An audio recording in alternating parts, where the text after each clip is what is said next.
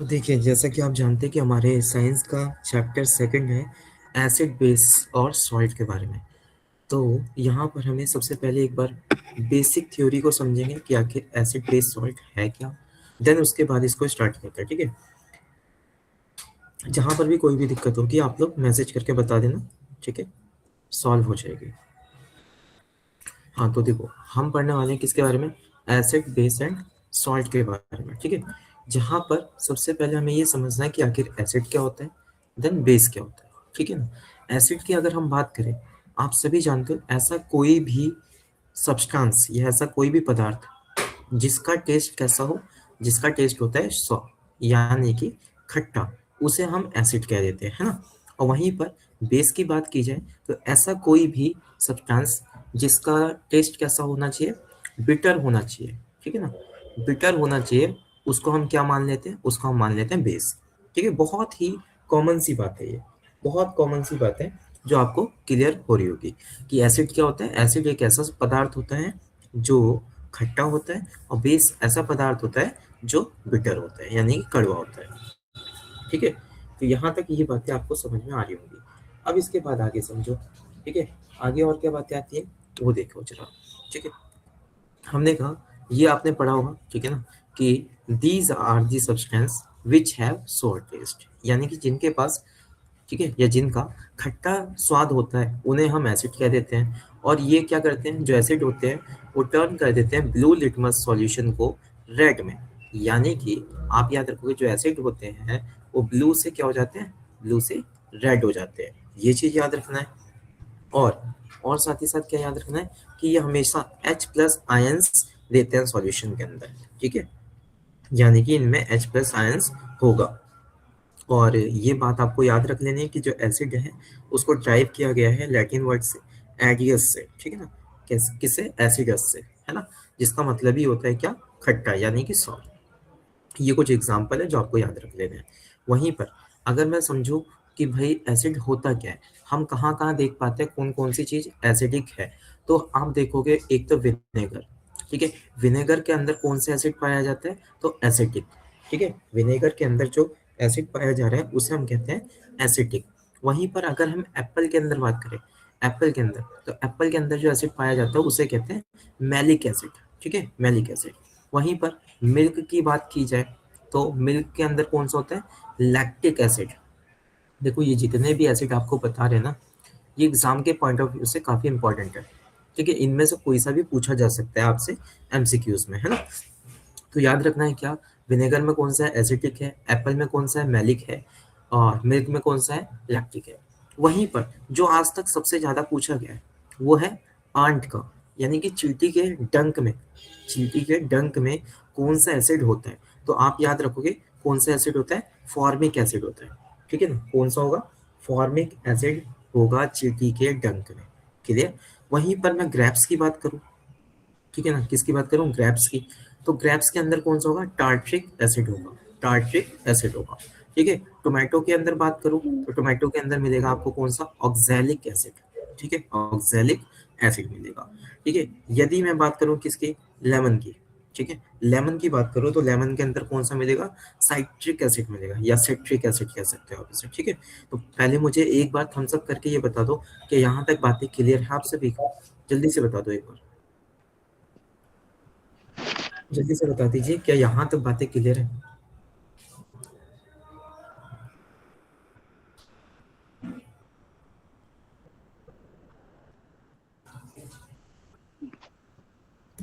एक बार फटाफट।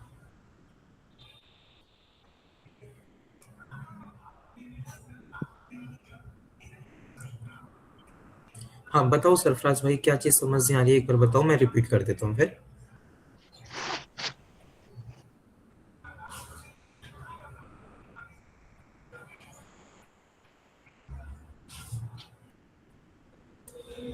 बताएंगे जरा।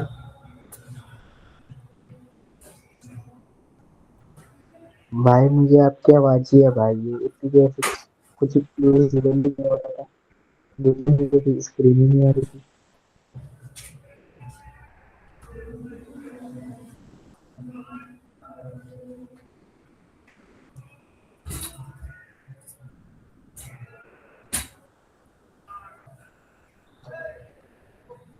तो देखो यहाँ तक हमने जान लिया कि कौन कौन से सोर्स हैं जहाँ पर एसिड हमें देखने को मिल जाता है, ठीक है। वहीं पर कुछ प्रॉपर्टीज भी हैं एसिड को लेकर, उन प्रॉपर्टीज को आपको सही से समझना होगा। क्या क्या समझना है, देखो सबसे पहला जो एसिड होता है वो प्रोड्यूस करता है H+ आयंस को। ये चीज अपने माइंड में बैठा लीजिए कि एसिड के अंदर क्या मिलेगा, H+ आयंस मिलेगा ही मिलेगा। और इनका टेस्ट कैसा होता है, तो आप कहोगे इनका टेस्ट होता है खट्टा। रिएक्ट कैसे करते हैं मेटल के साथ, तो हमने कहा जब कभी भी रिएक्ट करते हैं मेटल के साथ, ये प्रोड्यूस करेंगे किस चीज को, हाइड्रोजन गैस को। पेपर में काफी बार पूछा गया है कि जब हम किसी भी एसिड को मेटल के साथ रिएक्ट कराते हैं तो वो कौन सी गैस रिलीज करता है, तो आप कहते हैं ना हाइड्रोजन गैस रिलीज करता है, ठीक है। इसके बाद इसके अंदर हम कंडक्ट करा सकते हैं इलेक्ट्रिसिटी को, यानी कि विद्युत धारा प्रवाहित की जा सकती है। साथ ही साथ ये आपको बता ही दिया मैंने कि ब्लू लिटमस पेपर को ये कन्वर्ट कर देता है किसमें, चेंज कर देता है रेड में, ठीक है। और इनका जो पीएच होगा वो हमेशा लेस देन होगा किससे, 7 से। खैर पीएच के बारे में भी आगे समझेंगे, ठीक है। अच्छा, रिएक्ट कैसे करता है ये, जब बेस के साथ, यानी कि जब कभी भी एसिड बेस के साथ रिएक्ट करेगा तो वो क्या बनाता है, दो चीजें बनाता है। एक तो बनाएगा सॉल्ट, एक बनाएगा वाटर, जो हम आगे पढ़ने भी वाले हैं, ठीक है ना। तो टेंशन मत लो, ये सारी चीजें आगे क्लियर होती जाएंगी, ठीक है। अब देखो, अब बारी आती है किसकी, बेस की। तो हमने कहा बेस क्या होता है, बेस ऐसे सब्सटेंस होते हैं जो टेस्ट में कैसे होते हैं, बिटर होते हैं। अच्छा, एक और चीज याद रखना, ये शॉपी भी होते हैं, यानी कि ये क्या चीज छोड़ेंगे, ये झाग छोड़ते हैं हमेशा, है ना। ये झाग छोड़ेंगे, जैसे कि हम डिटर्जेंट की बात कर लेते हैं, साबुन की बात कर लेते हैं, तो हमेशा ये क्या करते हैं, इनमें झाग होती है, ठीक है ना। तो जिनमें भी छूने पर, टच करने पे बिल्कुल झाग जैसा स्वापी फील हो, तो समझ जाना वो क्या है, वो बेस है। और खासियत ये है बेस की कि ये रेड लिटमस सॉल्यूशन को ब्लू में कन्वर्ट कर देता है, ठीक है ना। ये क्या करता है, याद रखना, बेस जो होता है, ठीक है, वो रेड से ब्लू करता है, ठीक है, रेड से ब्लू करता है। वहीं अभी हमने पहले पढ़ा कि जो एसिड होगा वो ब्लू से रेड करता है। ये बहुत जरूरी है, ठीक है ना, बहुत जरूरी है।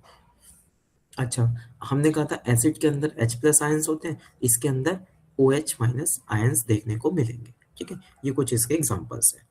बताओ जरा, यहाँ तक क्लियर हो रही है बात, है ना। यहाँ तक क्लियर हो रही है, थम्स अप कर देंगे जल्दी से, फटाफट फटाफट बता देंगे कि यहाँ तक बातें क्लियर है, फिर आगे बढ़ते हैं। हाँ ठीक है। अब देखो जरा यहाँ पे समझना, ठीक है।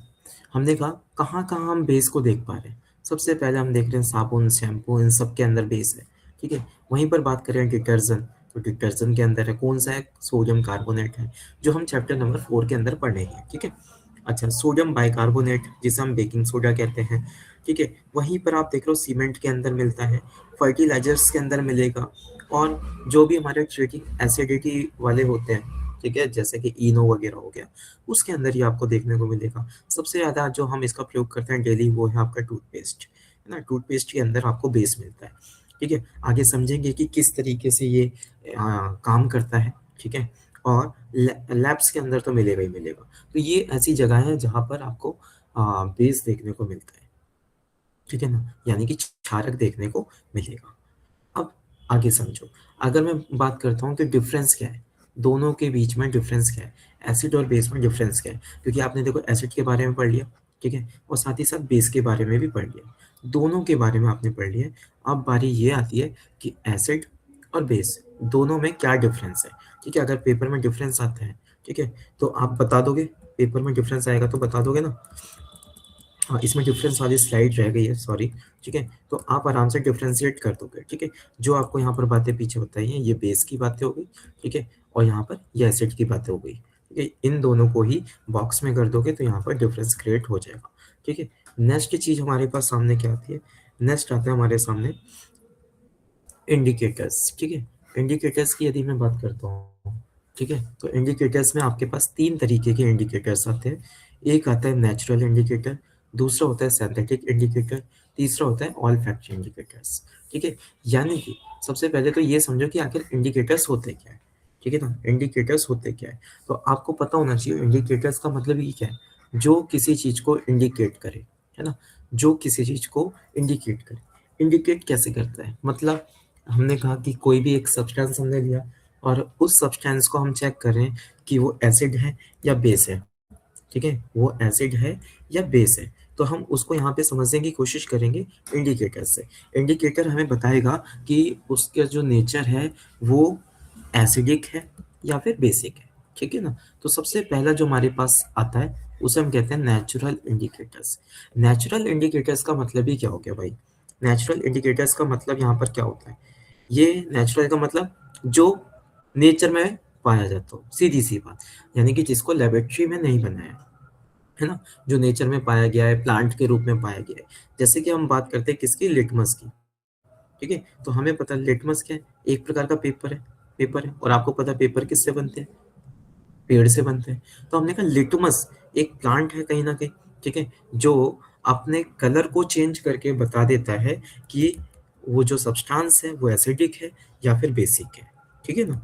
ऐसे ही हमारे पास बहुत सारी चीजें आती है, कैबेज आती है, पत्ता गोभी आती है, ऐसे बहुत सारे फ्लावर्स हैं, ठीक है ना, है ना। और साथ ही साथ आप टर्मरिक को देख सकते हो, यानी कि हल्दी, हल्दी भी इंडिकेटर्स के रूप में यूज की जाती है। क्यों? क्योंकि ये भी नेचर का है ना, ये भी नेचर का पार्ट है, इसलिए इसको नेचुरल इंडिकेटर्स में रखा गया है। वहीं पर हम बात करते हैं किसकी, सिंथेटिक की। सिंथेटिक का मतलब क्या है यहाँ पर, जिसको तैयार किया गया केमिकली तरीके से, है ना। तो हमने कहा जो केमिकल सब्सटेंस होते हैं जिससे हमें पता चलता है कि सामने वाला जो सब्सटेंस है वो एसिडिक है या फिर बेसिक है, तो उसको समझने के लिए हम कभी कभी सिंथेटिक इंडिकेटर्स का भी यूज कर लेते हैं, ठीक है। जैसे एग्जांपल के तौर पे याद रखोगे, मिथाइल ऑरेंज हो गया, फिनोल्फथेलीन हो गया, ठीक है। ये दोनों काफी ज्यादा इंपॉर्टेंट है, नाम आपको पता होने चाहिए, ठीक है। आपसे ज्यादा कुछ इसके बारे में नहीं पूछेगा, केवल टाइप्स ऑफ इंडिकेटर्स पूछ सकता है, ठीक है ना। वहीं पर तीसरे नंबर पे आते हैं ऑल्फैक्टरी। देखो ऑल्फैक्टरी का मतलब होता है यहाँ पे स्मेल से, ठीक है ना, किससे, स्मेल से। तो जब हम कोई भी ऐसा पदार्थ यूज कर रहे हैं एसिडिक या बेसिक पहचानने के लिए, वो भी बाय स्मेल, उसकी स्मेल को सूंघकर, तो हम उस सब्सटेंस को क्या कह देते हैं, उस सब्सटेंस को कह देते हैं ऑल्फैक्टरी इंडिकेटर्स है ये। यानी कि ये ऐसे सब्सटेंस होते हैं, ऐसे इंडिकेटर्स होते हैं जो डिफरेंट ऑड्यूर देते हैं, स्मेल देते हैं इन एसिड और बेस, कि आपको सूंघने से ही पता चलेगा। आप कभी अनियन को ले लो, ठीक है, या फिर क्लोव, हाँ क्लोव यानी कि लौंग को ले लो, ये आपको क्या दिखाएंगे, ये आपको यही तो दिखाएंगे कि हाँ सूंघने से पता चल जाएगा कि इनका टेस्ट कैसा होगा, एसिडिक होगा, है ना, एसिडिक होगा, इससे आपको पता चल जाएगा। बताओ पहले यहाँ तक क्लियर है बातें, जल्दी से बताओ एक बार, ठीक है। हाँ तो आगे समझेंगे आप जरा, है ना। हाँ देखो, तो हमने यहाँ पर समझा कि टाइप्स ऑफ इंडिकेटर्स क्या कहते हैं, ओके। इसके बाद हमने कहा लिटमस पेपर के बारे में अभी समझ रहे थे, ध्यान से देख पा रहे हो, ध्यान से देखना, जो यहाँ पर लिटमस पेपर है वो ब्लू है, ठीक है ना। ब्लू से कैसा हो गया, रेड हो गया। जैसे ये इस सॉल्यूशन के अंदर गया तो क्या हो गया भाई, ये रेड हो गया, जैसे ही अंदर गया वो रेड हो गया। तो आपको याद रखना है जो एसिड है वो ब्लू से क्या कर देता है, ब्लू से रेड कर देता है। और जो बेस है, बेस है, ध्यान से देखोगे पेपर तो रेड कलर का था, लेकिन अंदर जाके वो कैसा हो गया, अंदर जाके ब्लू हो गया, है ना। तो जो बेस होगा वो रेड से ब्लू करने का काम करता है, ठीक है। यहाँ तक भी क्लियर होगा आप सभी को। आगे समझते हैं, ये आता है सबसे बढ़िया पॉइंट, ठीक है, जहाँ पर आपको बहुत सारी चीजें सीखने को मिलेगी। हम यहाँ पर देखने वाले हैं कि जो एसिड है और बेस है वो किस तरीके से रिएक्ट करता है मेटल्स के साथ, ठीक है ना। क्योंकि देखो हमारे पास मेटल्स भी बहुत सारे, तो कहीं ना कहीं इनका रिएक्शन तो है, क्योंकि हम बकायदा क्या पढ़ रहे हैं, केमिस्ट्री पढ़ रहे हैं, केमिस्ट्री पढ़ रहे हैं, तो अगर हम रिएक्शन ना कराएं फिर बात ही कैसी है, ठीक है। तो आप देख पा रहे हो जैसे कि यहाँ पे कील है एक, है ना, निडल रखी है, ठीक है, किसके अंदर, सॉल्यूशन के अंदर रखी है। अब ये सॉल्यूशन आपका एसिडिक होगा तो क्या होगा, बेसिक होगा तो क्या होगा, तो ये चीज आप समझने वाले हैं अपन लोग यहाँ पर, है ना। तो देखो सबसे पहली बात जो निकल कर आती है, ठीक है, सबसे पहली बात जो भाई निकल कर आती है वो ये आती है कि जब हम एसिड को, ठीक है, सबसे पहले एसिड को किसके साथ रिएक्ट करा रहे हैं भाई, मेटल के साथ करा रहे हैं, ठीक है ना, मेटल के साथ। तो हमने कहा जब हम एसिड को मेटल के साथ रिएक्ट कराते हैं तो क्या बनता है, आपको केवल इसका प्रोडक्ट याद रखना है कि क्या क्या बनता है। तो हम कहेंगे एक तो सॉल्ट बनेगा और साथ ही साथ में हाइड्रोजन गैस, ठीक है। क्या क्या, दोबारा सुनो, जब कभी भी हम एसिड को रिएक्ट कराते हैं किसी भी मेटल के साथ तो सॉल्ट बनेगा और हाइड्रोजन गैस रिलीज होगी, एग्जाम्पल देखो, मैंने कहा ये रहा आपका एसिड HCl, ये एक मेटल है जिंक। जब हमने HCl को जिंक के साथ क्या करा है, रिएक्ट करा है, तो इधर बनने वाली चीज को हम कहेंगे सॉल्ट। और साथ ही साथ कौन सी गैस रिलीज होगी, हाइड्रोजन गैस। मोस्ट इंपॉर्टेंट है पेपर के लिए, याद रखना ये चीज, पेपर में कई बार पूछा गया है कि एसिड जब मेटल के साथ रिएक्ट करता है तो विच गैस रिलीज, कौन सी गैस वो रिलीज करता है, तो आप याद रखोगे हाइड्रोजन गैस को रिलीज करता है। यहीं पर अगर मैं बात करता हूँ किस चीज की, बेस की, ठीक है ना, यानी कि जब किसी भी बेस को मेटल के साथ रिएक्ट कराया जाता है तब भी वो सेम कंडीशन हमारे सामने देता है, यानी कि सॉल्ट और हाइड्रोजन गैस, ठीक है, ये भी सेम काम कर रहे हैं, ये भी सेम काम कर रहे हैं, यहाँ पर भी हाइड्रोजन गैस रिलीज होगी। बताओ जरा, ये बात क्लियर है? एक बार जल्दी से थम्स अप करेंगे। Yes, okay. अब देखो, इसके बाद कुछ खास चीजें आने वाली है, कुछ खास चीज आ रही है, बहुत अच्छे से ध्यान देना भाई, बहुत अच्छे से, ठीक है। क्या कहा गया है, कह रहे जो हाइड्रोजन है, हाइड्रोजन गैस है, ये जो रिलीज हुई है, इसको हम टेस्ट कर सकते हैं, ठीक है। कैसे टेस्ट कर सकते हैं, इसको लेकर जाना है हमें, कहाँ पर ले जाना है, एक बर्निंग कैंडल के पास, यानी कि एक ऐसी कैंडल जो जल रही हो उसके पास ले जाना है, ठीक है। और ये गैस के जो बबल्स होंगे ना, ये एकदम से पॉप का साउंड देना शुरू कर देंगे। किसका साउंड, पॉप का साउंड देना शुरू कर देंगे, ठीक है ना। ये चीज याद रखना, पॉप का साउंड देना शुरू कर देंगे। और इसी चीज को यानी कि ये जो डेफिनेशन है ना, एक टॉपिक की है जिसका नाम है पॉप टेस्ट, ठीक है, पॉप टेस्ट।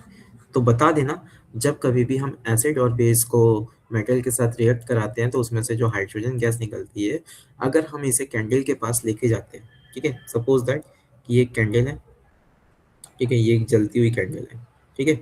आप इस गैस को यहाँ पर ले गए, ठीक है, किसी के थ्रू ले गए, यहाँ से वो गैस निकल रही है। जैसे ही गैस निकलेगी तो यहाँ पर क्या होगा, यहाँ पर पटाखे से फूटेंगे, ठीक है ना, पटाखे से फूटेंगे पॉप का साउंड देते हुए, इसी को हम कह देते हैं पॉप टेस्ट। तो मुझे एक बार ये अलग से टाइप करके बता दो आप मैसेज में कि पॉप टेस्ट क्या होता है, वो आपको समझ आया है? जल्दी से सभी लोग बता देंगे एक बार कि पॉप टेस्ट क्या होता है, वो आपको समझ आ गया, यस और नो?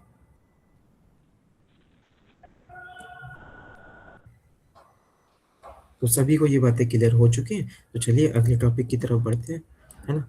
अब देखो, जब कभी भी हम किसी भी एसिड को रिएक्ट कराते हैं, किसके साथ, किसके साथ भाई, मेटल कार्बोनेट के साथ, ठीक है, मेटल कार्बोनेट कहो या मेटल हाइड्रोजन कार्बोनेट, ठीक है, किसी के साथ भी यदि रिएक्ट कराते हैं तो क्या प्रोडक्ट मिलता है आपको, तो आप याद रखेंगे प्रोडक्ट मिलता है salt plus CO2 plus H2O। समझे बात को, यानी कि जब कभी भी ऐसा रिएक्ट कराते हैं हम एसिड के साथ में, तो एक तो आपको सॉल्ट मिलेगा भाई, ठीक है, एक कार्बन डाइऑक्साइड गैस मिलेगी, ठीक है, और साथ ही साथ वाटर, बस ये तीन चीजें मिलेगी। कब, जब हम मेटल कार्बोनेट के साथ रिएक्ट कराते हैं तो।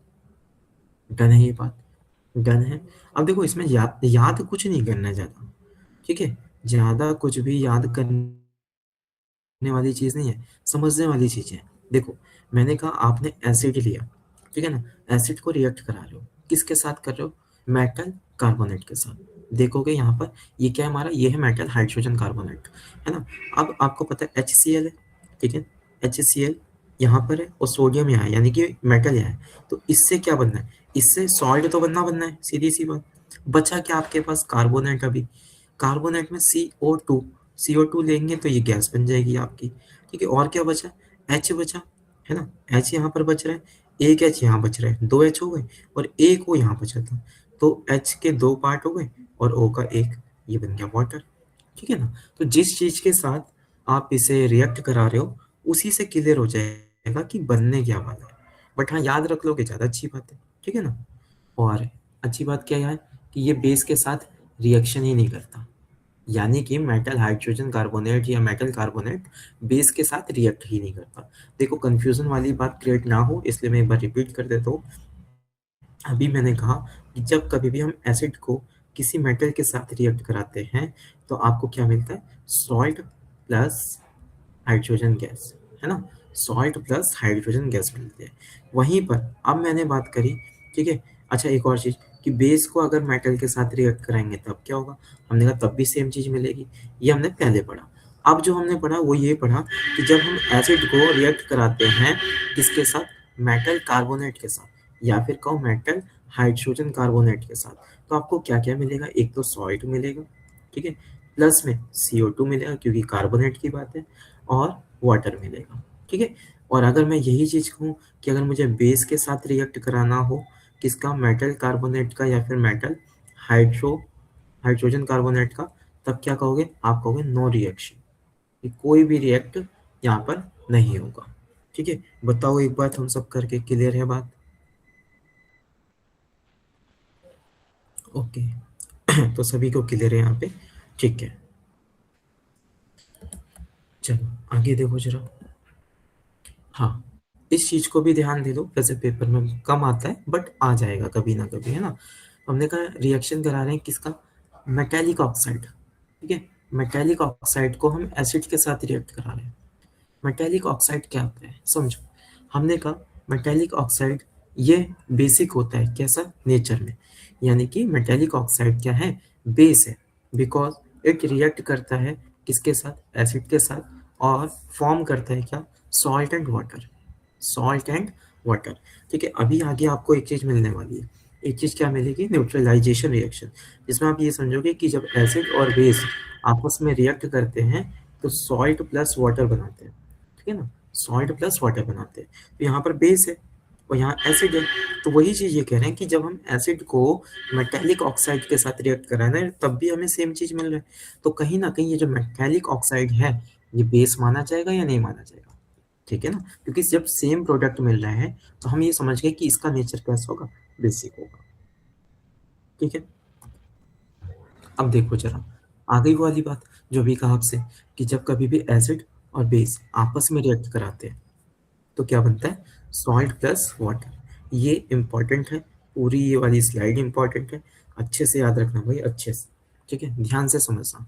तो हमने कहा देखो न्यूट्रलाइजेशन रिएक्शन होता क्या है, न्यूट्रलाइजेशन रिएक्शन होता क्या है, ये एक ऐसा रिएक्शन होता है जिसमें एसिड और बेस साथ में मिलाए जाते हैं और बदले में क्या मिलता है हमें, salt and water, salt and water मिलता है, यानी कि आप ये कह सकते हो कि एसिड की जो पावर थी वो जब बेस से मिला तो दोनों ने एक दूसरे के प्रभाव को, दोनों ने एक दूसरे के इफेक्ट को नील कर दिया, खत्म कर दिया, और क्या बना दिया, सॉल्ट बना दिया एंड वाटर बना दिया, ठीक है ना। इसीलिए इसको कहा जाता है न्यूट्रलाइजेशन रिएक्शन, क्योंकि ये एक दूसरे के इफेक्ट को न्यूट्रल कर देते हैं, इसलिए एग्जाम्पल समझो, मैंने कहा ये एसिड है, ये हमारा बेस होता है सोडियम हाइड्रोक्साइड, जब ये दोनों आपस में मिले तो हमने कहा भाई सोडियम क्लोराइड बना, यानी कि जिसे हम नमक कहते हैं यानी कि सॉल्ट कहते हैं, और क्या बचा, दो बच गए, एक ओ बच गया, लो वाटर बन गया, ठीक है ना। तो ये चीज याद रखोगे, है ना। मुझे एक बार क्लियर कर दो कि न्यूट्रलाइजेशन रिएक्शन आपको क्लियर है या नहीं, ओके, ठीक है, ठीक है। अब आके समझो जरा, ये वाली बात बहुत अच्छे से समझना, ठीक है, वैसे आपने क्लास में भी ये काफी समझा, ठीक है। इस बार फिर से देखो, हमने कहा जब कभी भी आपके पास स्ट्रॉन्ग एसिड है, ठीक है, स्ट्रॉन्ग एसिड है, वीक बेस है, तो आपके पास जो सॉल्यूशन बनेगा, इतना तो आपको क्लियर है कि एसिड और बेस है तो वो सॉल्यूशन में सॉल्ट तो होगा एंड वाटर भी होगा, पर ये सॉल्ट जो होगा वो किस नेचर का होगा, तो जो चीज स्ट्रॉन्ग पाई जाएगी, स्ट्रॉन्ग क्या है इसमें, स्ट्रॉन्ग है एसिड, तो सॉल्ट भी कैसा बनेगा, एसिडिक बनेगा। एक और देखो, हमने कहा आपकी वीक एसिड ले लिया हमने और स्ट्रॉन्ग बेस ले लिया, तो एसिड और बेस क्या बनाते हैं, सॉल्ट तो बनाएंगे, सॉल्ट तो बनाएंगे, लेकिन जो सॉल्ट होगा वो किस नेचर का होगा, तो हमने कहा स्ट्रॉन्ग क्या है, हमने कहा स्ट्रॉन्ग बेस है, यानी कि ये सॉल्ट होगा बेसिक नेचर का, ठीक है। अगर दोनों ही चीजें स्ट्रॉन्ग है तो मैंने कहा दोनों स्ट्रॉन्ग है, एसिड भी और बेस भी, मैंने कहा स्ट्रॉन्ग स्ट्रॉन्ग मत देखो, आप क्या देख लो, केवल एसिड और बेस देख लो, तो एसिड और बेस क्या बनाते हैं, न्यूट्रल सॉल्ट बनाते हैं, जिसकी हम बात करते हैं, ठीक है। वीक एसिड है और वीक बेस है, अगेन वीक वीक को मत देखो फिर, ठीक है, एसिड और बेस देखा, न्यूट्रल सॉल्ट बनाएंगे एंड वाटर बनाएंगे। बताओ जरा कि ये बात क्लियर होगी आपको, ठीक है, तो सभी को ये बातें क्लियर हो रही है, बहुत बढ़िया। तो हमने यहाँ पर नेचर को समझने की कोशिश की क्या कि एसिड और बेस किस तरीके से काम करता है। देखो साथ ही साथ ये भी देख लो भाइयों कि न्यूट्रलाइजेशन रिएक्शन का मतलब यहाँ पर क्या है। ठीक है, देखो काफ़ी कोशिश की जा रही है कि ऐसी ऐसी इमेज लाकर समझाई जाए ताकि आपके माइंड में ये कॉन्सेप्ट बैठ जाए। ठीक है ना, क्योंकि एग्जाम बिल्कुल ही नज़दीक है इसलिए। तो देखो एसिड लिया हमने, बेस लिया, ठीक है, दोनों को मिक्स किया, दोनों को मिक्स करके क्या बन रहा है यहाँ पर, सॉल्ट प्लस वाटर बन रहा है। ठीक है ना, दोनों को जब हमने मिक्स कर दिया तो क्या बन रहा है भाई मेरे, सॉल्ट प्लस वाटर बन रहा है। ठीक है, अब अगला टॉपिक आता है हमारा क्या, पीएच स्केल। बताओ क्या पीएच स्केल पढ़ने के लिए रेडी हो? अगर रेडी हो तो एक बार कमेंट में लिख देंगे रेडी। जल्दी से एक बार कमेंट में लिख देंगे आप सभी कि रेडी हैं।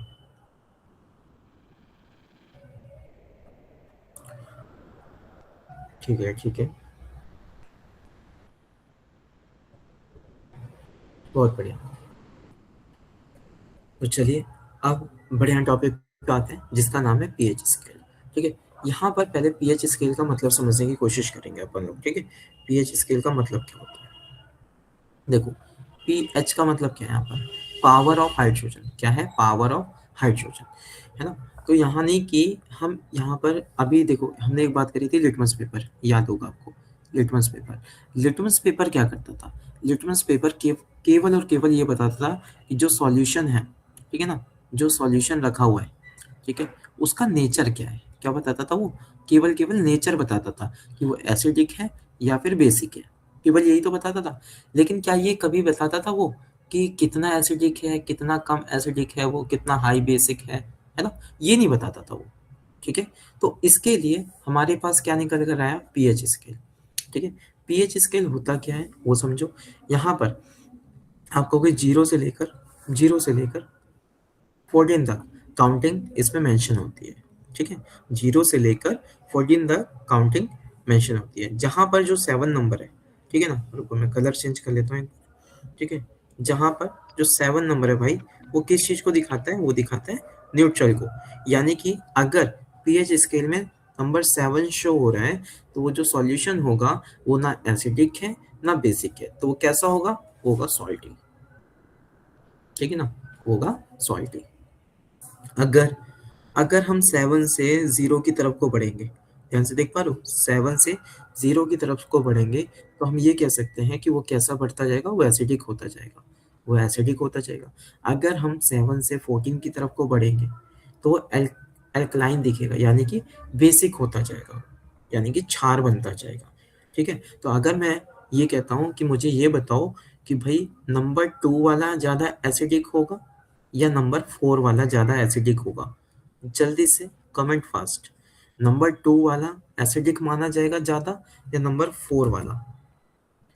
हाँ, बहुत बढ़िया खुशबू, ये नंबर 2 वाले को हम ज़्यादा मानेंगे एसिडिक, क्योंकि जितना जीरो के नज़दीक होंगे, जितना जीरो के नज़दीक होंगे, ठीक है ना, देखो जितना हम जीरो के नज़दीक होंगे उतना ही बेस्ट है, उतना ही एसिडिक होगा, उतना ही एसिडिक होगा। ठीक है ना, तो देखो अच्छा अगर मैंने कहा कि सबसे ज़्यादा बेसिक नंबर 10 है या नंबर 13 है, दोनों में से बेसिक सबसे ज़्यादा कौन सा है,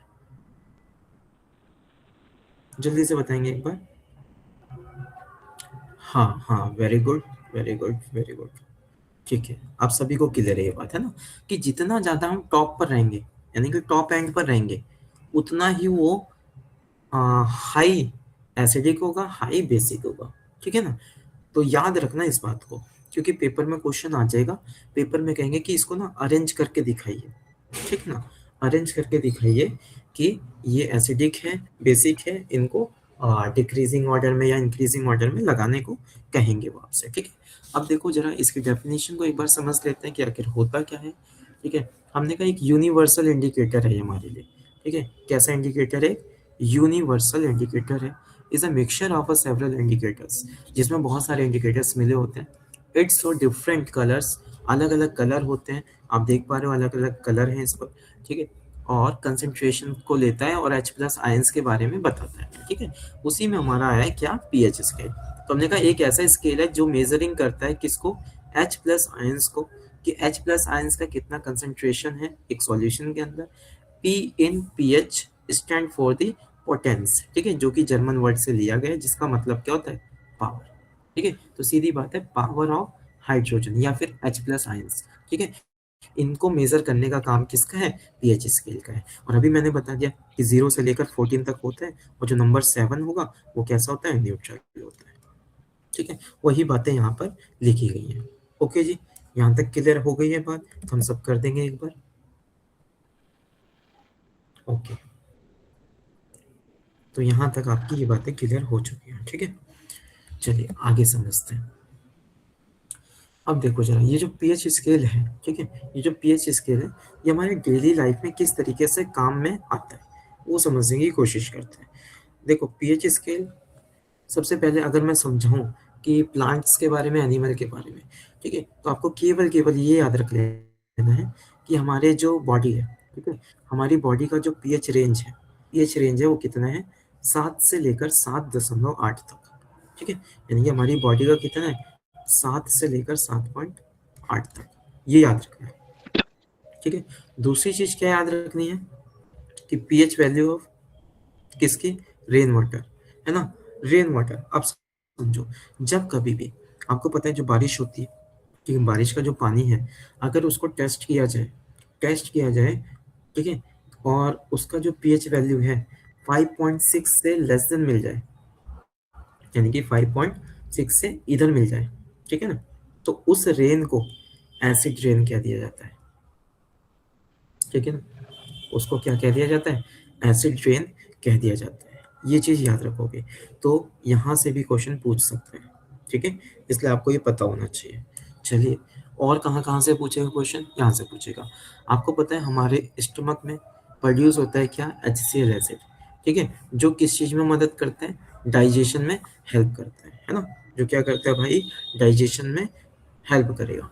अच्छा, जब कभी भी इनडाइजेशन की स्थिति उत्पन्न हो जाती है, यानी कि खाने सही से पच नहीं पाता, तो स्टमच क्या करता है, प्रोड्यूस करता है मोर एसिड, ठीक है, यानी कि ज़्यादा से ज़्यादा HCl को रिलीज करने का काम करेगा, जिसके कारण क्या होगा, पेन होगा, इरिटेशन होगी, ठीक है ना, जिसको आप एसिडिटी के नाम से जानते हो, ठीक है। यही है वो एसिडिटी।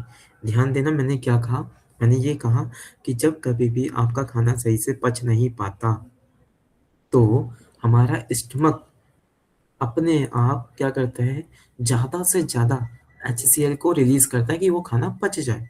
और जैसे हमारे पेट में HCl की मात्रा बढ़ती है, तो उससे क्या होता है, पेन होता है, जलन होती है, इरिटेशन होती है, ये सारी चीज़ें देखने को मिलती है भाई, ठीक है। बताओ जरा एक बार, क्या यहाँ तक क्लियर है? हम्म, चलो बहुत बढ़िया जी, बहुत बढ़िया। अब सुनो आगे, ठीक है।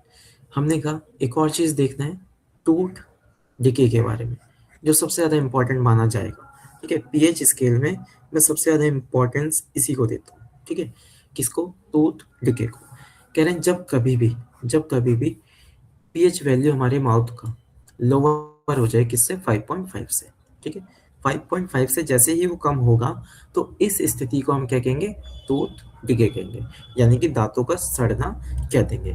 देखो कैसे, हमने कहा जो हमारे दांत हैं, ठीक है, एनिमल मेडअप है किससे, कैल्शियम फॉस्फेट से, जो कि सबसे हार्डेस्ट सब्सटेंस होता है हमारी बॉडी का, ठीक है, ये चीज याद रखना।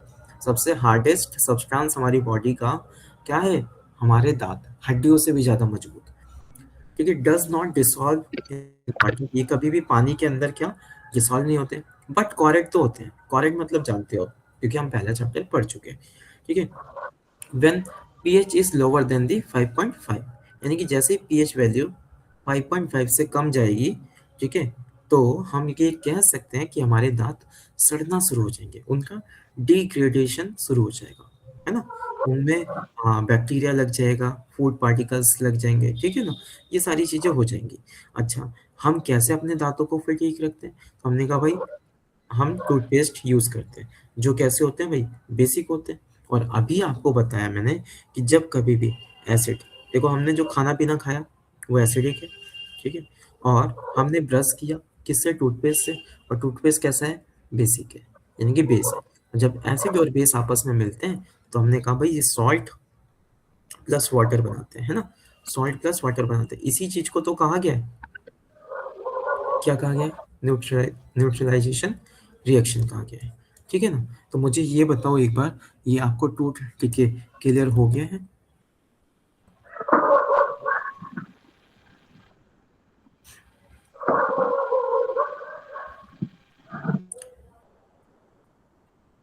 ठीक है, हाँ तो यहाँ पर हाँ तो चलिए फिर अगले टॉपिक की तरफ बढ़ते हैं, है ना। देखो जरा, यहाँ पर कुछ बातें बताई हैं जो अभी पीछे हम पढ़ चुके हैं, ठीक है। ध्यान से देख पा रहे हो, स्ट्रॉन्ग एसिड है, स्ट्रॉन्ग बेस है, ठीक है। तो क्या बनेगा भाई, दोनों स्ट्रॉन्ग हट गए, एसिड और बेस जब मिलते हैं तो न्यूट्रल सॉल्ट बनता है, जिसकी पीएच वैल्यू कितनी होगी, 7 होगी। क्लियर है। जब कभी भी सॉल्ट ऑफ स्ट्रॉन्ग एसिड और वीक बेस, यानी कि आपने एक तरफ क्या लिया, स्ट्रॉन्ग एसिड लिया और वीक बेस लिया, तो जो चीज़ स्ट्रांग होगी वैसा ही सॉल्ट बनेगा। तो हमने कहा एसिडिक सॉल्ट बन गया, और आपको पता है जो एसिडिक होगा वो 7 नंबर के किधर होगा, इधर होगा, ठीक है ना। वहीं पर सॉल्ट ऑफ स्ट्रांग बेस आपने लिया, यानी कि स्ट्रांग क्या है, स्ट्रांग है बेस, और वीक को हटा दो फिर, तो हमने कहा जो एसिडिक सॉरी सॉल्ट बनेगा वो कैसा बनेगा, बेसिक बनेगा, यानी कि वो इस साइड पाया जाएगा। ठीक है, बताओ जरा क्या ये बातें क्लियर है? ठीक है, बहुत बढ़िया। अच्छा चलो, यहीं पर मैं एक क्वेश्चन पूछता हूँ आपसे, ठीक है। मैं आपको ना कुछ पीएच वैल्यूज देता हूँ, उनको वो आप एसिड टू बेसिक लगाना है। क्या कहा मैंने, एसिड टू बेसिक, ठीक है ना, एसिड टू बेसिक लगाना है।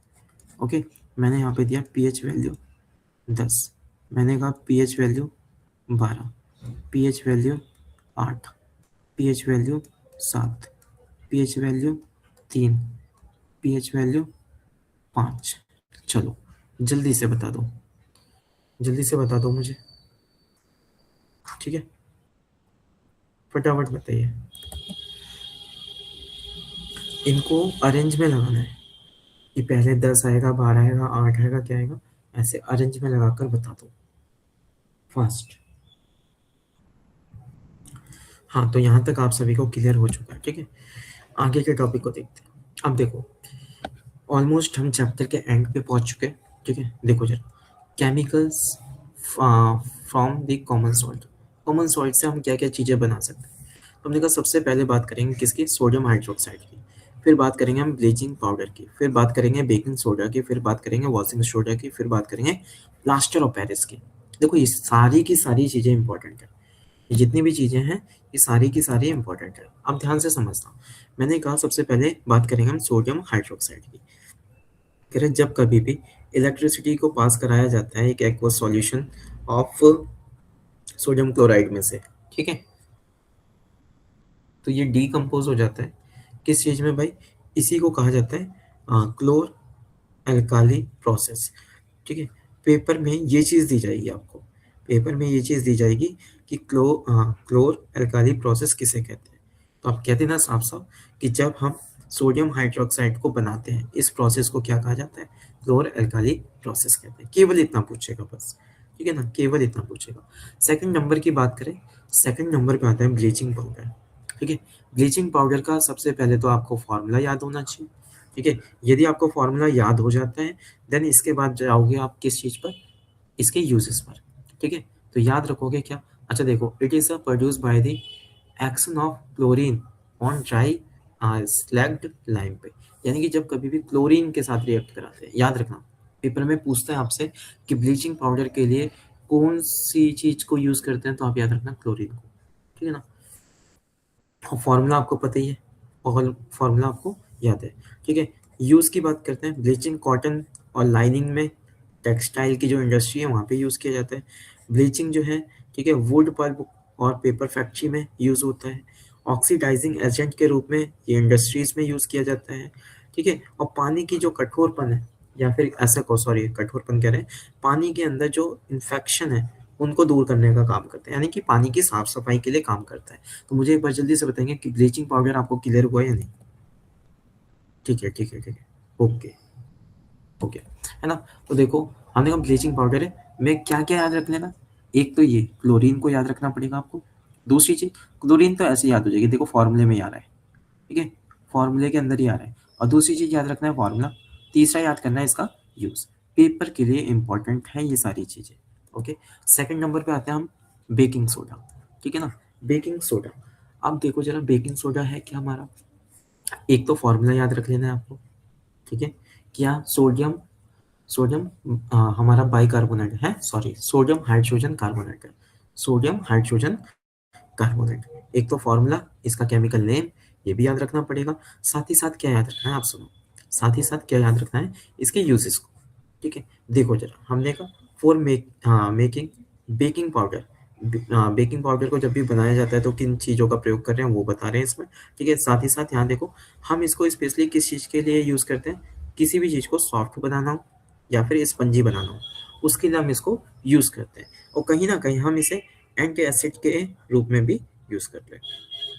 वहीं पर ये जो आपका अग्निशामक होता है, आग बुझाने वाला यंत्र, ठीक है, उसमें भी यूज़ किया जाता है। तो पेपर में यूजेस से क्वेश्चन ज़्यादा बनते हैं, इसलिए आपको यूजेस याद होने चाहिए इनके, ठीक है। तो मुझे जल्दी से फिर से बता देंगे एक बार, बेकिंग सोडा क्लियर है, ओके, ठीक है। तीसरे चौथे चौथे नंबर पे आता है हमारा क्या, वॉशिंग सोडा। नाम से ही पता चल रहा है वॉशिंग सोडा है, ठीक है। ये हमारा क्या होता है भाई, इसका फॉर्मूला याद रखोगे, ठीक है, इसका फॉर्मूला याद रखोगे सेम। अच्छा, यूजेस क्या है भाई, ग्लास, शार्प और पेपर इंडस्ट्री में इसका यूज होता है, ठीक है। और स्पेशली मैन्युफैक्चर करता है किस चीज को, बोरेक्स, बोरेक्स को बनाने में काम करता है, ठीक है। अच्छा, साथ ही साथ ये वाला भी इंपॉर्टेंट रहेगा कि ये क्या करते हैं, डोमेस्टिक पर्पस के लिए यूज करते हैं, यानी कि घर में साफ सफाई के मकसद से इसे यूज किया जाता है। और ये भी इंपॉर्टेंट इसका पार्ट बनेगा कि पानी के अंदर जो हार्डनेस होती है उसको खत्म करने का काम करता है, ठीक है ना। बताएंगे किधर हो गया है, ठीक है। तो आपने ये सारे सोडा पढ़े, लेकिन जो सबसे मेन चीज आता है वो आता है आपके सामने क्या, प्लास्टर ऑफ पेरिस, ठीक है। प्लास्टर ऑफ पेरिस, आप इस डब्बे को देख रहे हो, आप याद करो जब कभी भी दिवाली का समय आता है या फिर कोई नया घर बनता है तो उसके अंदर इसका यूज किया जाता है ना। इस प्लास्टर ऑफ पेरिस का यूज किया जाता है भाई। आखिर ये प्लास्टर ऑफ पेरिस है क्या, ये बना कैसे, इसका फॉर्मूला क्या है, इसका केमिकल नेम क्या है, और साथ ही साथ इसके यूजेस क्या है, वो समझेंगे हम लोग, ठीक है। तो चलिए तैयार हो जाओ। देखो जरा, हम बात कर रहे हैं प्लास्टर ऑफ पेरिस की। तो प्लास्टर ऑफ पेरिस जो है ये है क्या हमारा, कैल्शियम सल्फेट हेमेहाइड्रेट, ये हो गया इसका केमिकल नेम। ये याद होना चाहिए आप सभी को, calcium phos sorry calcium sulphate hemihydrate, ठीक है। और ये हो गया इसका केमिकल फॉर्मूला, ठीक है। दो चीज तो पहले ये याद होनी चाहिए आपको, कह रहे हैं जब कभी भी हम हीट करते हैं जिप्सम को, कितने पर, इतने डिग्री, सॉरी इतने केल्विन पे, ठीक है। इतना केल्विन का मतलब क्या, 100 डिग्री सेल्सियस, है ना। 100 डिग्री सेल्सियस पे जब हम इसे गर्म करते हैं तो अपने ये जितने भी वाटर के मॉलिक्यूल्स हैं उसको छोड़ देता है, और क्या बन जाता है, ये प्लास्टर ऑफ पेरिस बन जाता है, ठीक है जी। प्लास्टर ऑफ पेरिस बन जाता है, ये याद रखोगे। अच्छा, वहीं पर देखो, it is a white powder, ये एक वाइट पाउडर होता है जो मिक्स करने पर पानी के साथ, ठीक है, किस में चेंज हो जाता है, जिप्सम में, ठीक है, जिप्सम में चेंज हो जाता है। अच्छा, यूज़ क्या है इसका, यूज़ है ये कि जो डॉक्टर्स हैं वो पीओपी को यूज़ करते हैं जो टूटी हुई हड्डी हैं उनको जोड़ने में, ठीक है। वहीं पर जो मेकिंग टॉयज, यानी कि टॉयज को बनाने में इसका यूज हो रहा है, और किसी भी चीज की डेकोरेशन के लिए यूज हो रहा है, for making surface smooth, surface को स्मूथ बनाने के लिए यूज हो रहा है। तो ये प्लास्टर ऑफ पेरिस देखा जाए इस चैप्टर से, इस चैप्टर का सबसे इंपॉर्टेंट पार्ट माना जाता है प्लास्टर ऑफ पेरिस।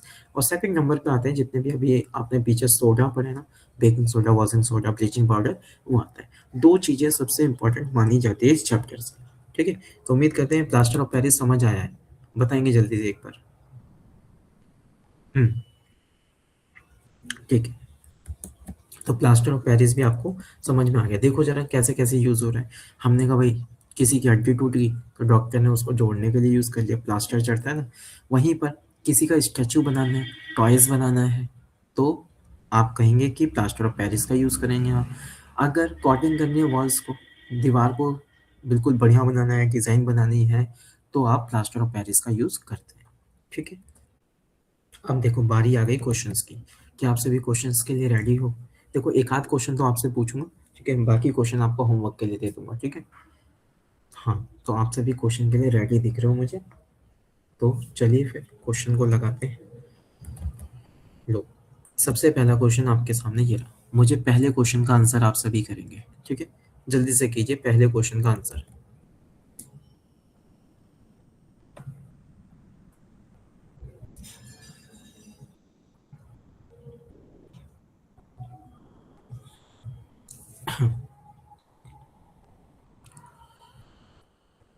ठीक है, ओके। खुशबू का आंसर आ रहा है 6, सरफराज भाई का भी 6 आंसर आ रहा है, शुभम का भी, विशाल, अंजलि। ठीक है, 6 आ रहा है ऑप्शन। चलो देखते हैं एक बार कि क्या कहा गया इस क्वेश्चन के अंदर। देखो कह रहे हैं एक सॉल्यूशन है जो क्या कर रहा है, ब्लू लिटमस को रेड में कन्वर्ट कर रहा है। जैसे हमने ब्लू टू रेड देखा, यहाँ से समझ आना चाहिए कि वो क्या है, एसिडिक है ना, यानी कि एसिड है। तो हमने कहा देखो एसिड क्या होते हैं, जो 7 से कम होते हैं। ये नहीं है 7 से कम, ये नहीं है, ये नहीं है, तो 7 से कम हमारा ये डी ऑप्शन यहाँ पर हो जाएगा। तो आप सभी का आंसर यहाँ पे बिल्कुल सही है। तो चलिए अब मुझे बताइए अगले क्वेश्चन का क्या आंसर होना चाहिए।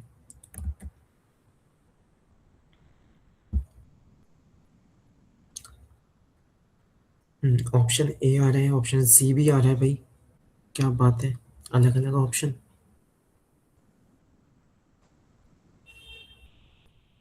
हाँ, यहाँ पर मैं ये चीज क्लियर कर दूं, कहीं इसी में अटक रहे हो।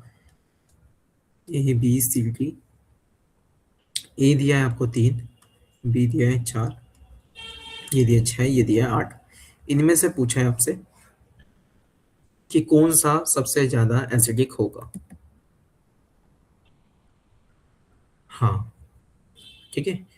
तो अब आ गए ऑप्शन ए पर आप लोग, बहुत बढ़िया। ठीक है, तो जल्दबाजी में गलत नहीं करना है, समझ कर करना है, ठीक है ना, क्योंकि एमसीक्यू क्वेश्चन ऐसे ही आएंगे। चलो बहुत बढ़िया, आप लोगों का यहाँ पे आंसर बिल्कुल सही है कि ए वाला है ना, ए वाला बिल्कुल सही माना जाएगा। ठीक है, आप देखो जरा, आ जाओ इस वाले क्वेश्चन पे। ठीक है, क्वेश्चन को एक बार पढ़ो और फिर बताओ कि क्या आंसर हो सकता है इसका। देखो सीबीएसई के पेपर में 2018 में ये क्वेश्चन आया हुआ है। जल्दी से एक बार रीड कर लेंगे सभी लोग, है ना। क्वेश्चन को रीड करो, समझो क्या कहना चाहते हैं वो, क्योंकि सेम क्वेश्चन रिपीट होते हैं हर साल में। ठीक है, क्योंकि इम्पोर्टेंट ही यही बनते हैं बस।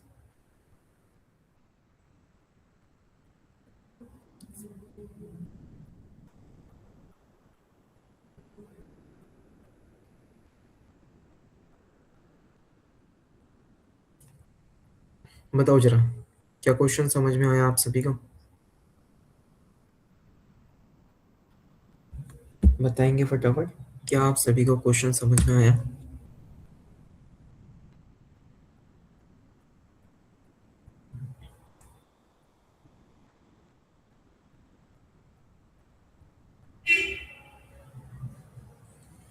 क्वेश्चन समझ नहीं आया, कुछ कुछ समझ आ रहा है, अच्छा।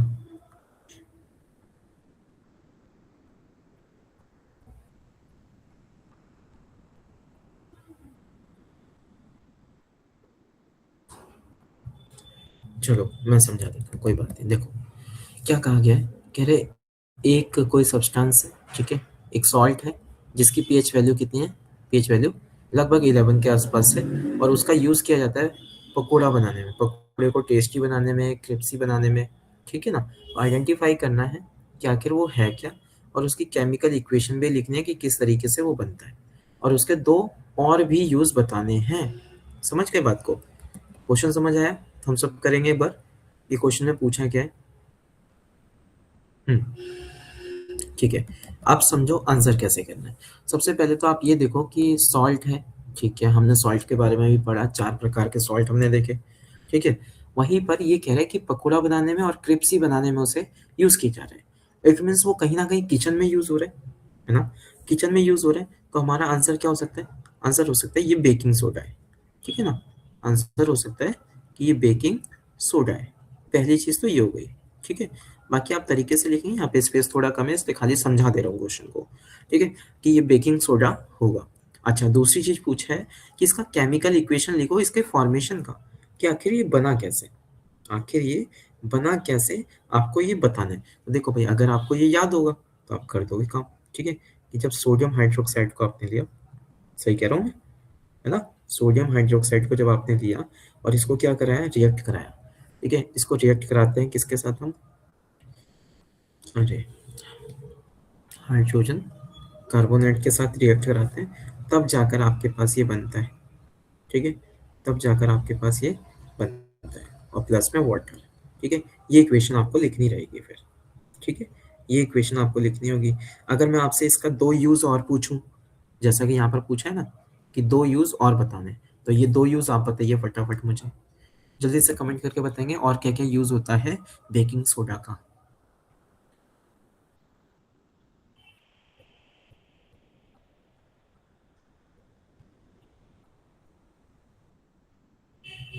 ये सभी को बताना है, दो यूज और बताना है।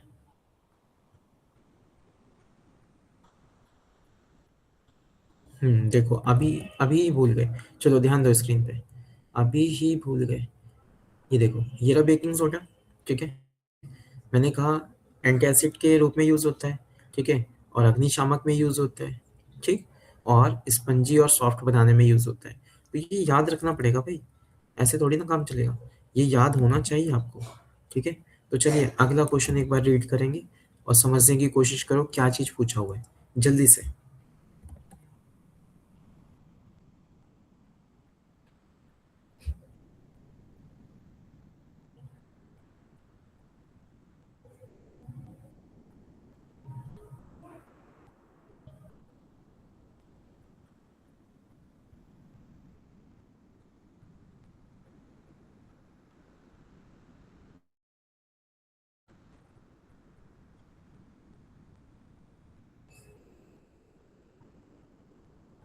अरे वाह, बहुत बढ़िया सरफराज भाई, कि प्लास्टर ऑफ पेरिस के बारे में कहना चाह रहे हैं, बहुत बढ़िया। और क्या पूछा गया है,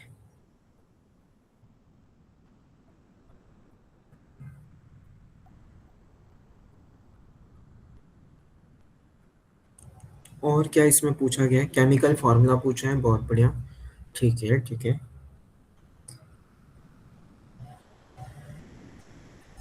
चलो शाबाश, ये चीजें आपको समझ में आई, बहुत बढ़िया। तो देखो क्या कहा गया है, एक ऐसा कंपाउंड है जो कि बनाया जाता है जिप्सम से। जैसे जिप्सम को आपने देखा तुरंत हंगामा कर देना है किसको लेकर, प्लास्टर ऑफ पेरिस को लेकर, ठीक है। और कह रहे हैं उसकी जो प्रॉपर्टी है वो हार्डनिंग है, मिक्स किया जाता है वाटर के साथ तब हो जाता है ऐसा। आइडेंटिफाई करना है कि आखिर वो चीज़ क्या है, और उसका केमिकल फॉर्मूला भी लिखना है। तो हमने सबसे पहले आइडेंटिफाई तो कर लिया कि वो प्लास्टर ऑफ पेरिस है। दूसरी चीज, उसका फॉर्मूला पूछा है भाई, कितनी बड़ी चीज पूछ ली है तो, है ना। तो आप कह देंगे कैल्शियम सल्फेट इंटू, है ना, कैल्शियम सल्फेट इंटू हीमेहाइड्रेट, ठीक है। ये इसका फॉर्मूला हो जाएगा। साथ ही साथ ये पूछा है कि केमिकल इक्वेशन लिखो उसको बनाने की, और उसके यूज भी बताना है, ठीक है। तो वही बात है, अगर आपको याद होगा तो बता दोगे। देखो अगर मैं इक्वेशन की बात करूं तो इक्वेशन हम कह सकते हैं कि आपने कैल्शियम सल्फेट लिया, ठीक है। कैल्शियम सल्फेट में क्या ऐड किया, सॉरी, कैल्शियम सल्फेट आपने लिया, और इसमें वाटर की मात्रा कितनी होती है, दो गुना होती है, ठीक है। वाटर की मात्रा दो गुना होती है। जब इन दोनों को हमने रिएक्ट कराया तो ये बनता हमारा क्या, कैल्शियम सल्फेट। और आपको पता है वाटर को लूज कर देता है, वाटर को लूज कर देता है और क्या बना देता है, सबसे पहले हीमेहाइड्रेट, यानी कि आधा वाटर, ठीक है, और प्लस में वन एंड हाफ वाटर, ठीक है, वन एंड हाफ वाटर, ठीक। ये इक्वेशन बन जाएगी। अच्छा यूज आपको पता ही है, इसके यूज क्या क्या है, जल्दी से कमेंट में ये तो बता दोगे यार, ये तो उम्मीद है कि यूज इसका बता दोगे आप लोग, फटाफट दो यूज इसके बता दो। हाँ, मेकिंग सरफेस स्मूथ, बहुत बढ़िया, डॉक्टर्स यूज करते हैं, ठीक है, शाबाश। बस ऐसे ही तो आपके आंसर्स चाहिए, ठीक है ना, ये आपके आंसर्स बहुत जरूरी है, बहुत बढ़िया, टॉयज बनाने में बहुत बढ़िया जी, बहुत बढ़िया। ओके, देख पा रहे हो इतने बड़े बड़े क्वेश्चन को आप समझ पा रहे हो आप लोग, है ना। क्योंकि पेपर में जब इतने बड़े क्वेश्चन आपको दिखते हैं, बस वहीं पे दिमाग की बत्ती गुल हो जाती है, ठीक है। लेकिन अब चीजों को तुम समझ पाओगे। चलो ये देखो जरा अगला क्वेश्चन, ट्राई करो फटाफट, रीड करो, और पूछा क्या है वो बताओ।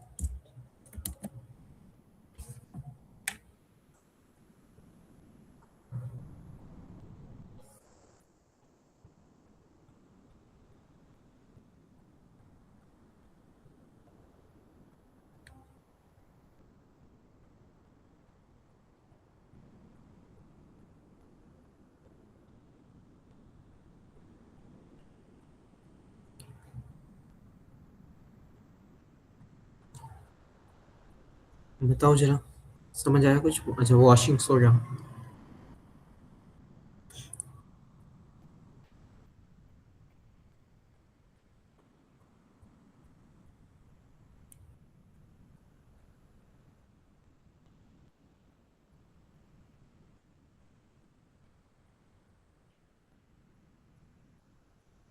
बताएंगे जल्दी से।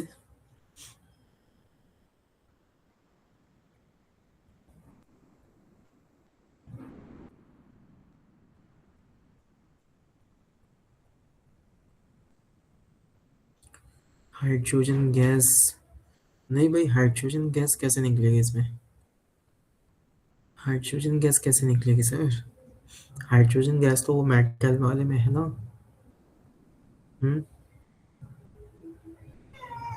2016 में आया हुआ क्वेश्चन है। तो यहाँ पर इस क्वेश्चन से आपको ये चीज समझ में आ गई कि कौन सी गैस रिलीज हो रही है। कार्बन डाइऑक्साइड, है ना। कार्बन डाइऑक्साइड गैस यहाँ पे रिलीज हो गई। हाँ, अगला क्वेश्चन आपके यहाँ ये रहा।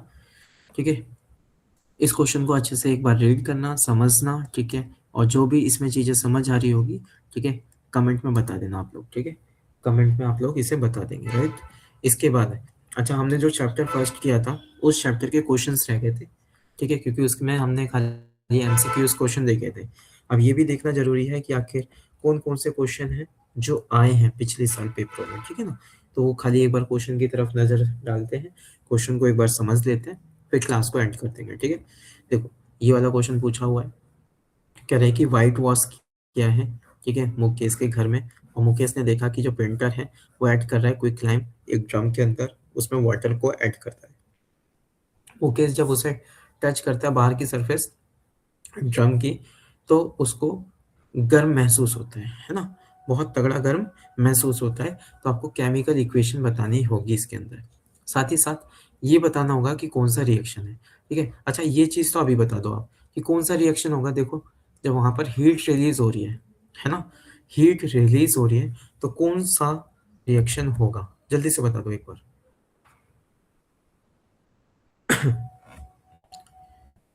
आपको ऑप्शन दे देता हूँ, चलो ठीक है, आपको ऑप्शन देता हूँ, एक्सोथर्मिक या फिर एंडोथर्मिक। बताओ जल्दी से, एक्सोथर्मिक रिएक्शन या एंडोथर्मिक, जल्दी से बता दो।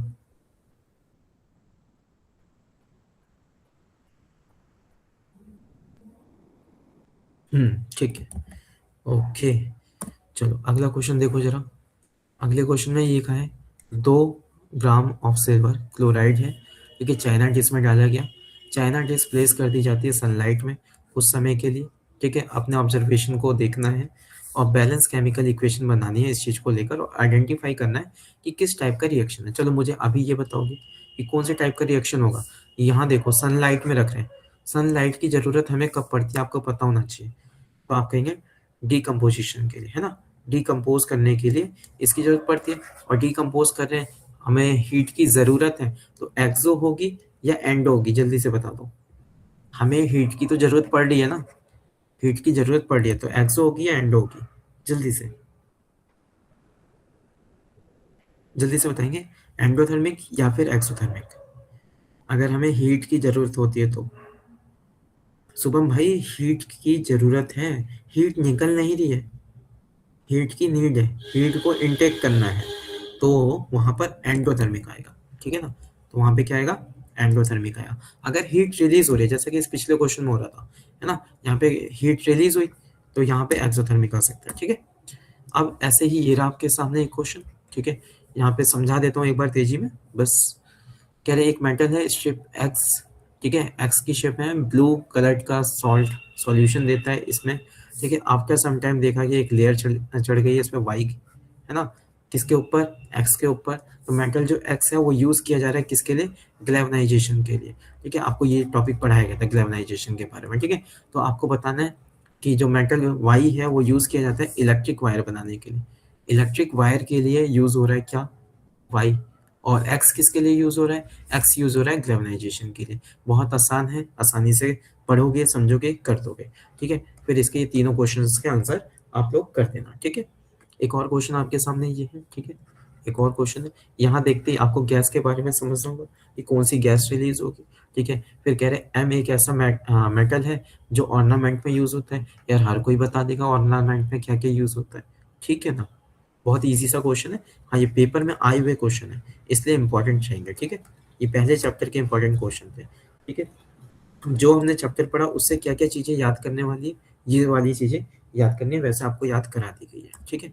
ये चीजें आपको याद करा दी है, और ये रहे सारे फॉर्मूले एक ही जगह पे, ठीक है। वैसे अभी आपको इसका पीडीएफ दे दिया जाएगा क्लास एंड होने के बाद में। तो चलिए फिर क्लास को एंड करते हैं, ओके, यहीं पर। तो मिलते हैं आपसे अगली क्लास में।